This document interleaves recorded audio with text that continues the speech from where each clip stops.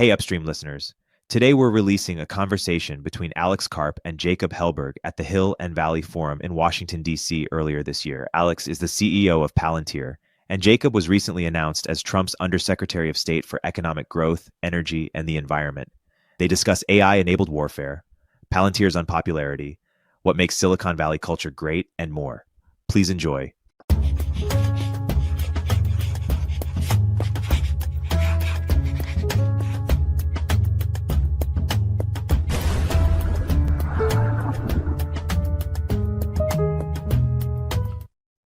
Alex, welcome back to Washington. Very happy to be here.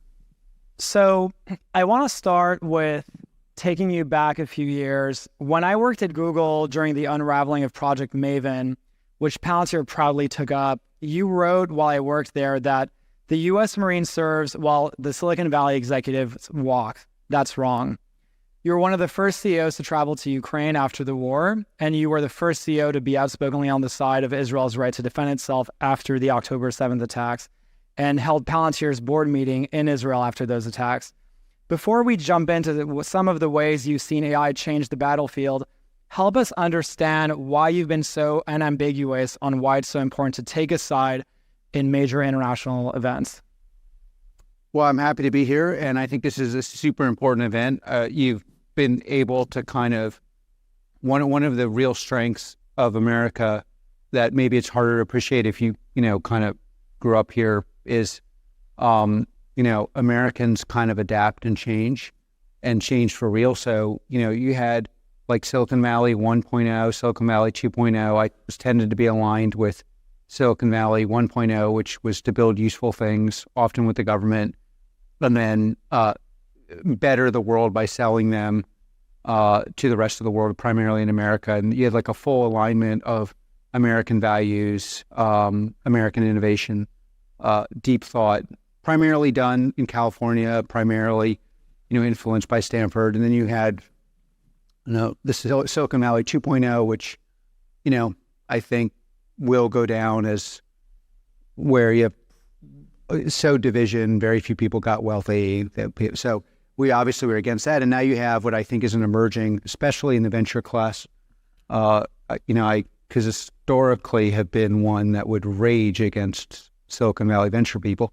And I had all sorts of fantasies of using drone-enabled technology to exact revenge, especially targeted in violation of all norms. But I would say that you see an emerging, especially in the venture and then defense tech area, where people are really coming together around some obvious truths that the West is a better way for us to live, that we have certain structural advantages, the embodiment of our way of doing things in products and companies is a fairer, better way of organizing and living, and that's primarily done by freak show, often entrepreneurs with the help and guidance of capital deployed by the venture community. It's always, yes, we were ahead of a lot of things, and I'd like to believe we're still ahead on a certain number of things, but I do feel like, and so like I think a lot of companies now would rally around providing the government with the best technology that would not have when we did it. I think there's a whole term I hate, ecosystem of tech patriots. Quite frankly, I think we've embarrassed the hell out of people who took the other side and they look like idiots. So Silicon Valley does have a Achilles heel. It hates looking stupid. So, we kind of helped there. Those bets were obviously stupid. Even if you disagree with our morals, you really don't look smart advocating for values you obviously don't believe in while not standing up with the U.S. government, which you either do not believe in because you don't realize that you need the government to power and protect you abroad, or you're just manipulating people because the thin ideology that you can use to convince people you're good while getting them to work or protest for you for free is obviously it's not convincing anymore. On Ukraine is just, so we've been involved in a lot of these battles. Ukraine has been more, it's like you have this divide between the elite and non-elite. I think the elite is very pro-Ukraine, so that the courageous part was going and maybe getting killed, but I don't think the courageous part, there was a lot of courage in being pro, because most people seem to agree with us, even though they didn't want to go absorb the risk. Also, Palantir builds products that are actually products and actually work. And so that's an environment where your stuff has to work now.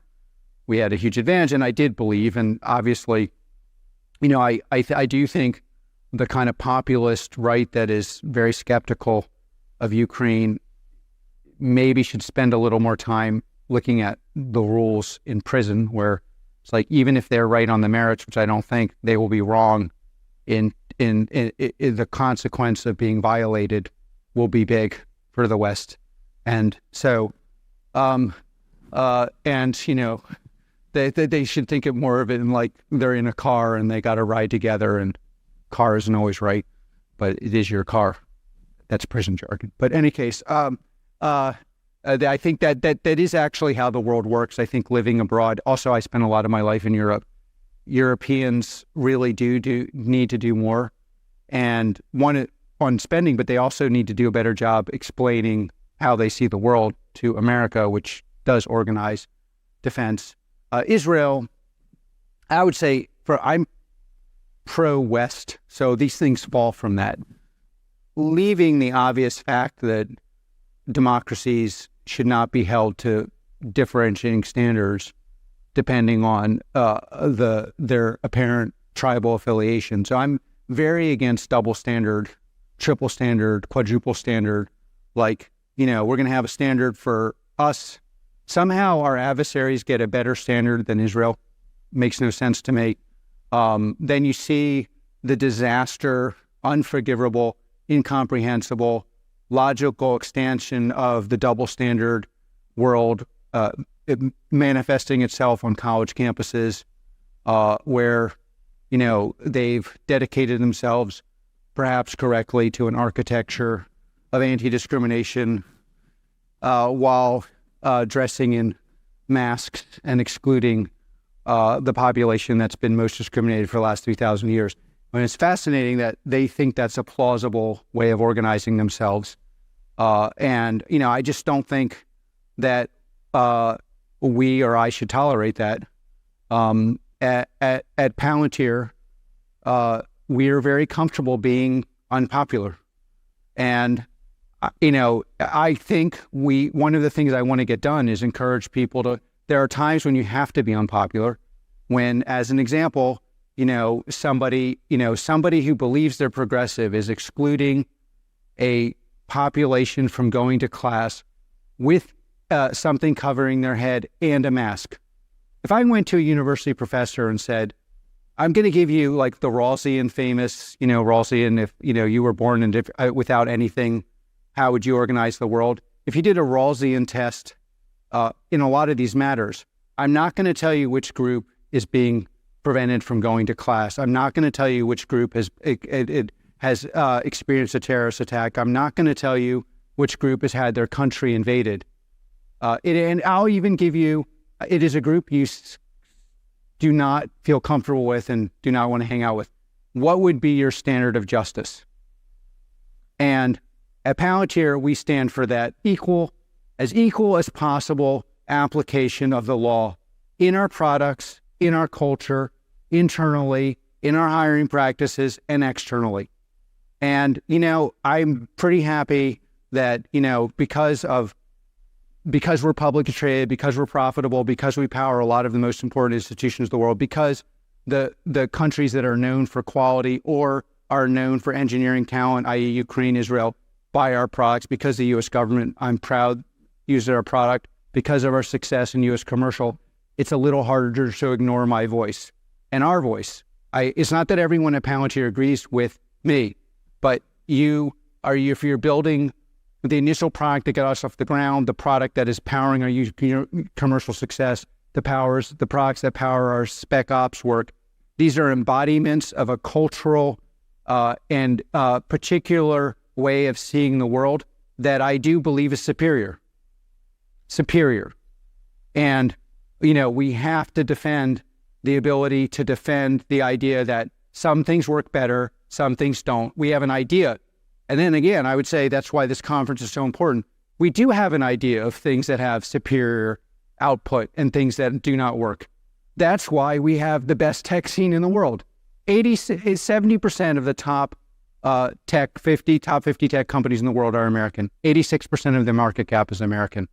Why is that?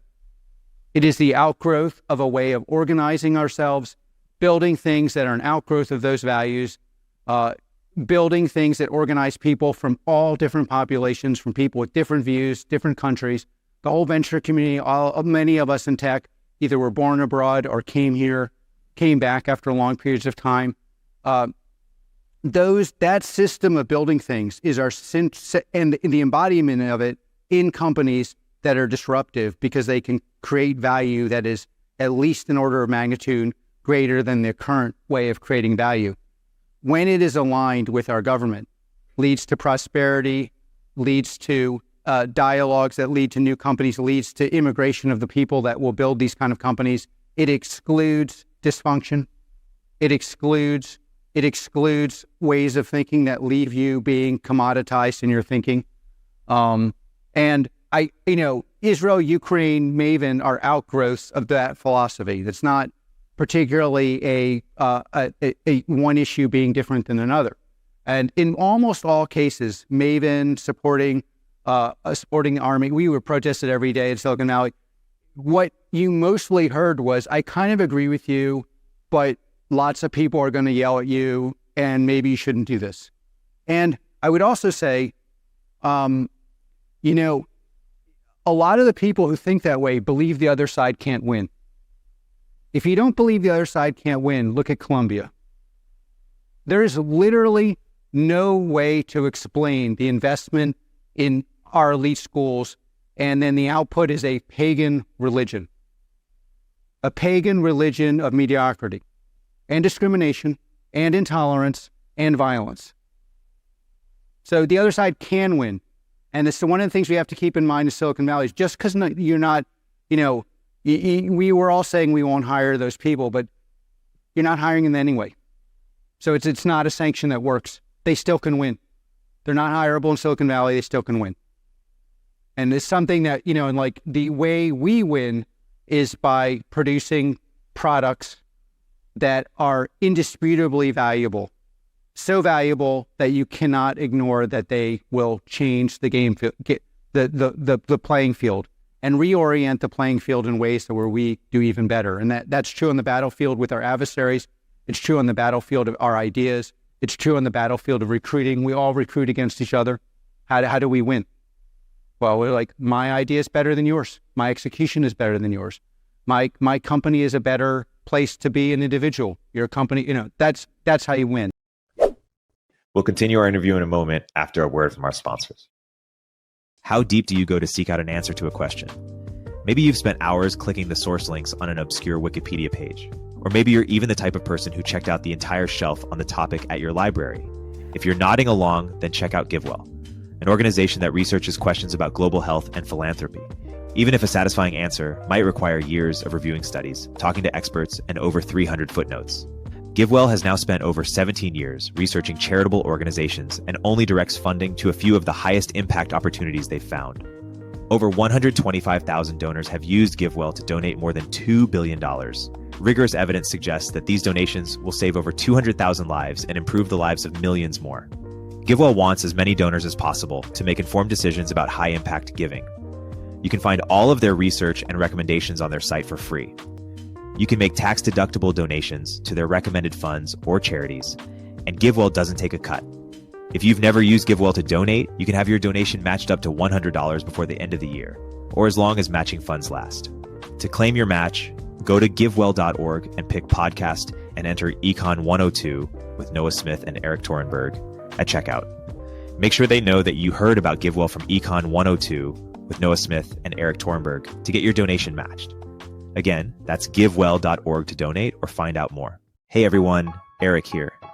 In this environment, founders need to become profitable faster and do more with smaller teams, especially when it comes to engineering. That's why Sean Lanahan started Squad, a specialized global talent firm for top engineers that will seamlessly integrate with your org. Squad offers rigorously vetted top 1% talent that will actually work hard for you every day. Their engineers work in your time zone, follow your processes, and use your tools.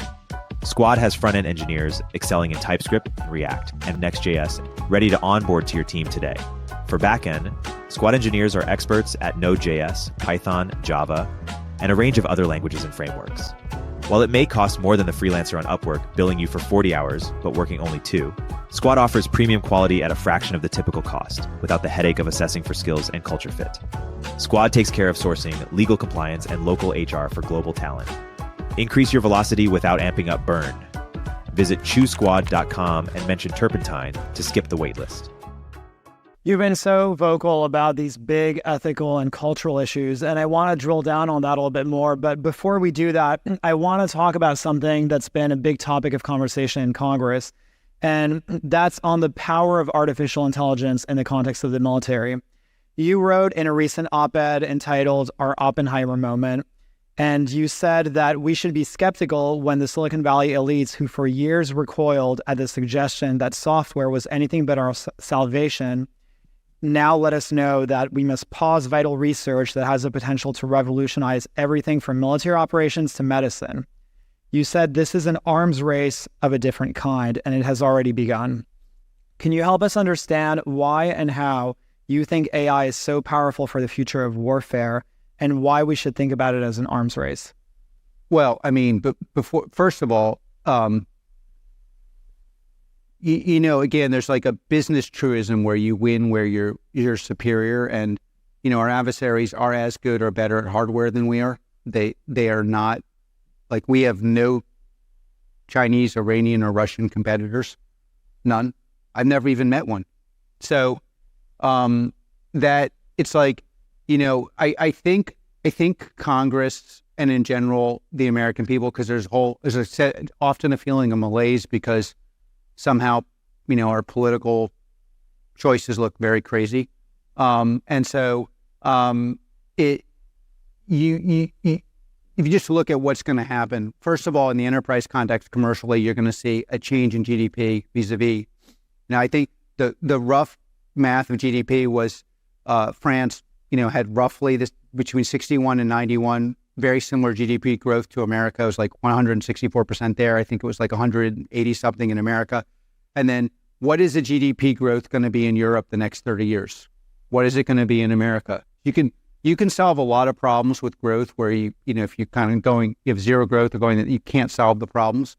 And then when we talk about AI, of course, there's large language models. Some of that's very hard to use in the U.S. government. There's algorithms which are already having an enormous impact in ways that people in this room know, but apparently we're not allowed to discuss publicly.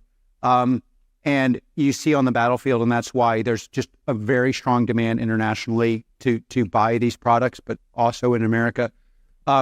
You also have this thing where AI has convinced administrators, CEOs, important people that software-enhanced weapon systems, software in general, actually has to work and can work, and that it's kind of the precursor to using AI is pen testing your enterprise software.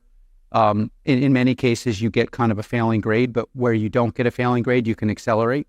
And there's a general sense, well, we have to do this. The single biggest problem for America is accelerating the implementation of these systems in the U.S. government. And the U.S. government has gone a lot further than other countries in doing this. But, it's a very large system.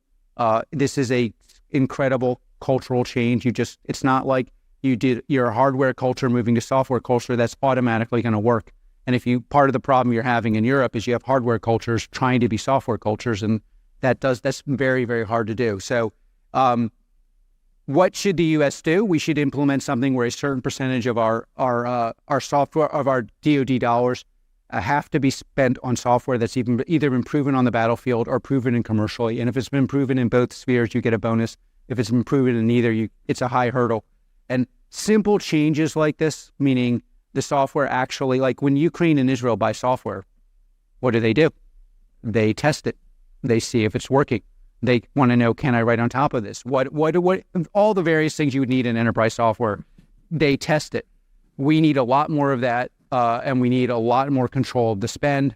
I think there's a pretty significant movement to do that, which is why the demand to be here has been so great, besides your incredible leadership. And then there's like also giving the U.S. kind of like, the sense of reality, which is, if you took the people you had in this room and you divided it into 10 quadrants, each one of those quadrants would still be better than the tech scene in any other country in the world.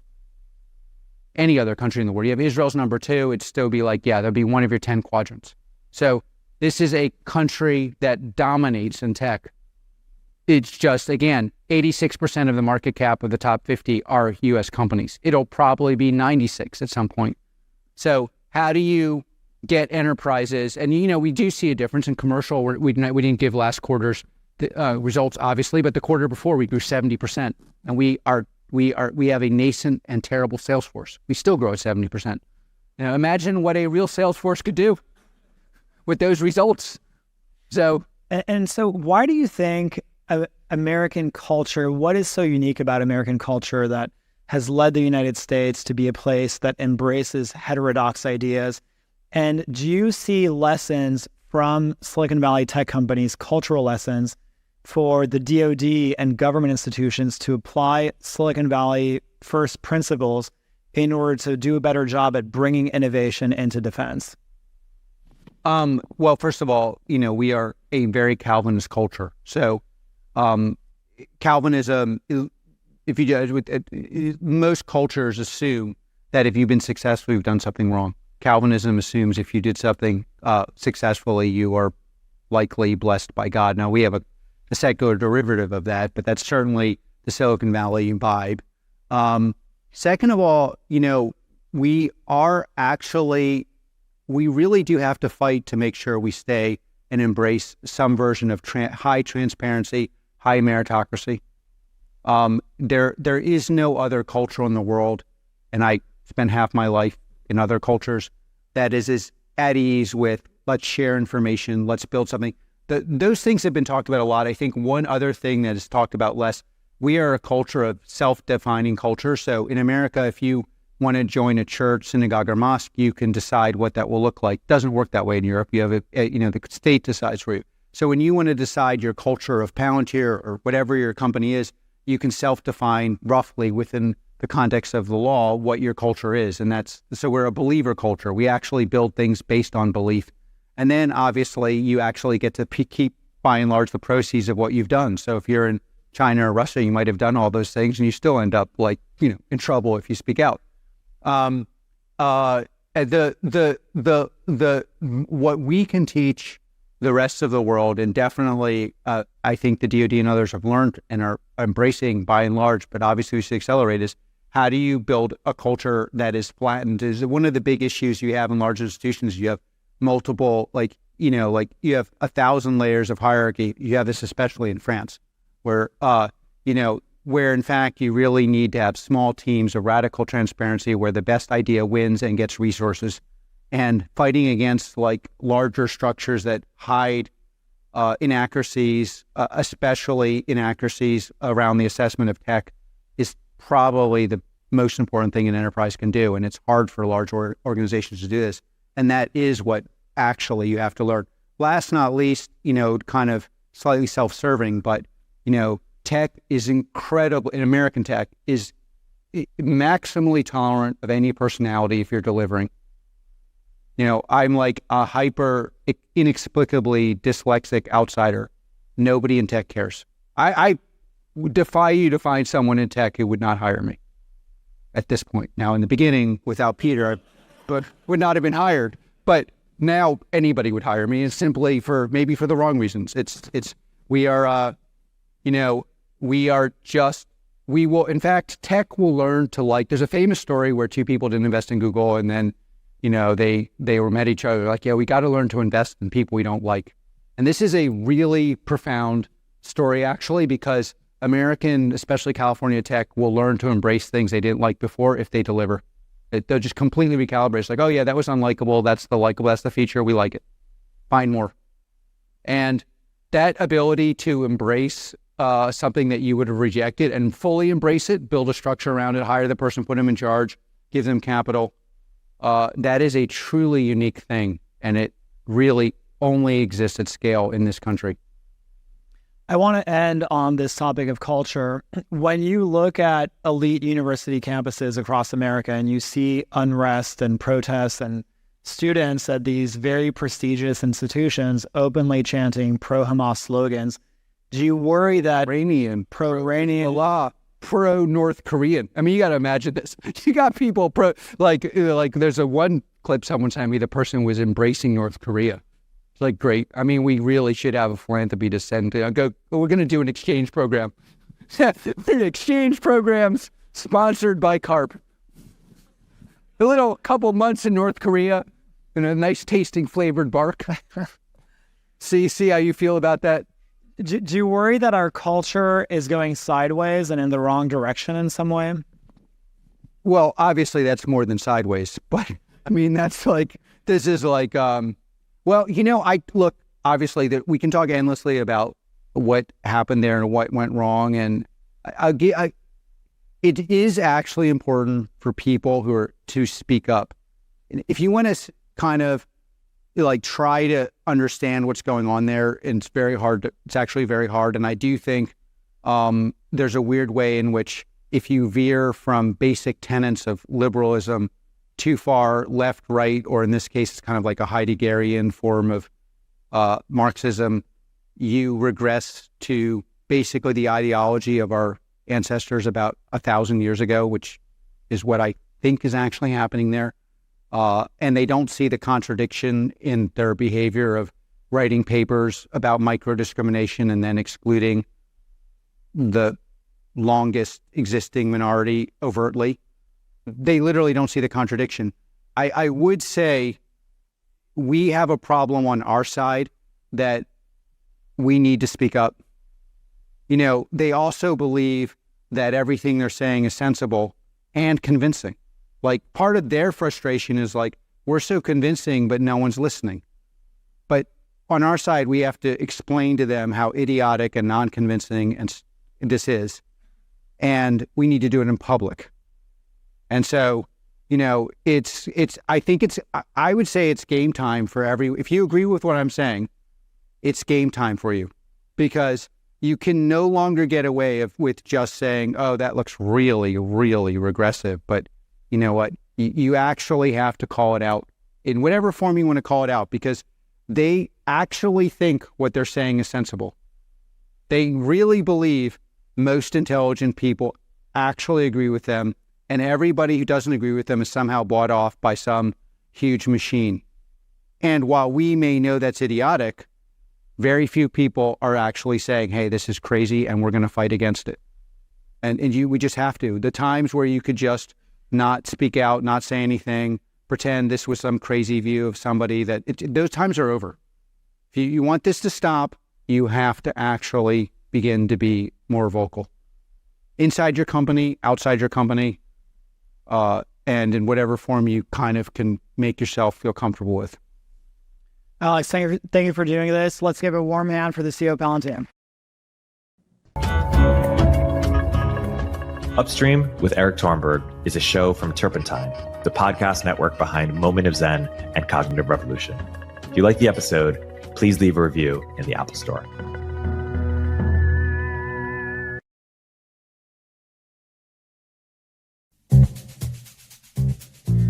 Hey everyone, Eric here. At Turpentine, we're building the first media outlet for tech people by tech people. We're the network behind the show you're listening to right now. We have a slate of hit shows across a range of topics and industries, from our AI and investing cluster of podcasts to shows that drive the conversation in tech with the most interesting thinkers, founders, investors, and influencers, like Econ 102 with Noah Smith. We're launching new shows every week, and we're looking for industry-leading sponsors. If you think that might be you and your company, email me at ericaturpentine.co. That's ERIK at turpentine.co, and let's partner together.